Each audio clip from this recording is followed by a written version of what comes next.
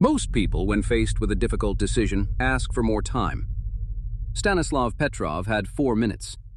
He used them to do nothing. This is why you are alive. Welcome back to the Crude Canvas, where history's biggest disasters get the stick figure treatment they deserve. Today's story involves a Soviet early warning system, a sunlight reflection off a cloud, and the single most important gut feeling in human history. It involves one man, one screen, 5 missiles that did not exist, and a protocol that, if followed correctly, would have ended civilization.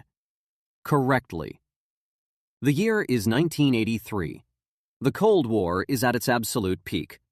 The United States and the Soviet Union have between them enough nuclear warheads to destroy the planet several times over. Both sides know this.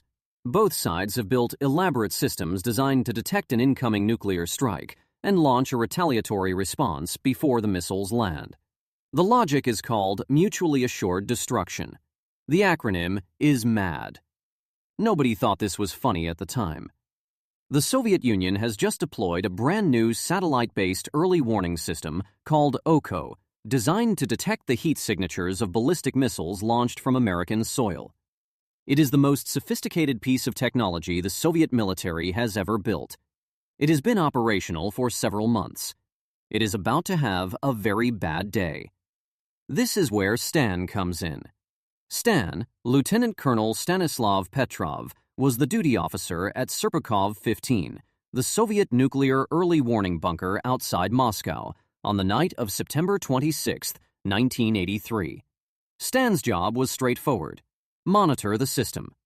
If it detects an incoming launch, report it up the chain of command immediately. Do not hesitate. Do not question. Report. The chain of command would take it from there. The chain of command had fingers very close to very large buttons. At 12:14 a.m., the system does something it has never done before. It lights up. One missile, inbound, from the United States. Stan stares at his screen. Protocol says report it. Stan does not report it. Not yet. Something feels wrong. One missile makes no strategic sense. If the Americans are launching a nuclear strike, they are not launching one missile. They are launching everything simultaneously. Stan waits. The system lights up again.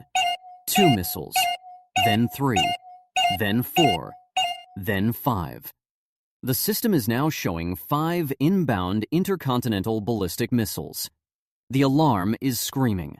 Every light on the board is red. Technicians around Stan are staring at him, waiting for the order to report. Stan has 4 minutes before the missiles would theoretically reach Soviet territory. 4 minutes to decide whether this is real.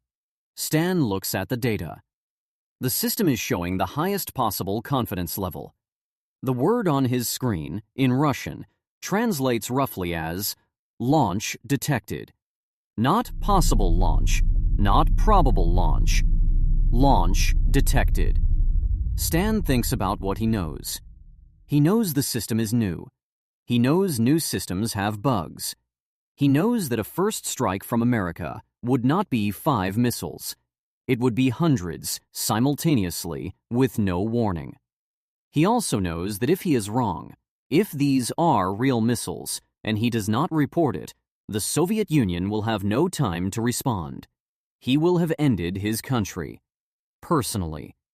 Stan picks up the phone. He reports, false alarm. Not because the data told him so, because his gut told him so. He was right. The missiles did not exist. The system had malfunctioned.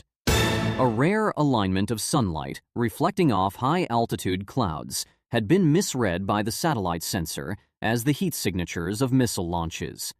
A once-in-a-decade atmospheric coincidence. Misread by brand-new software. On the one night when the wrong decision could have ended everything, Stan was not celebrated. He was quietly reprimanded for failing to follow protocol correctly. His paperwork had errors in the chaos of the moment. He was reassigned. He retired on a modest pension.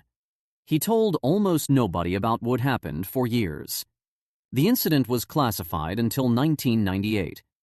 Here is the part that stays with you.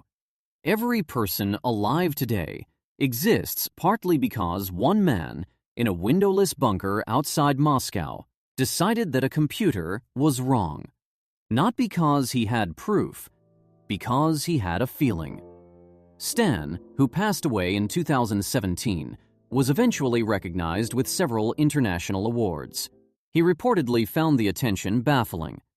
He said he was just doing his job. His job on that particular night was to not end the world.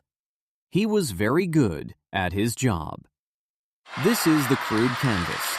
If you want to see what happens when the Roman Empire, at the absolute height of its military power, tries to stop something it has never seen, never imagined, and cannot possibly comprehend, hit subscribe and we will see you on the next canvas. Subscribe.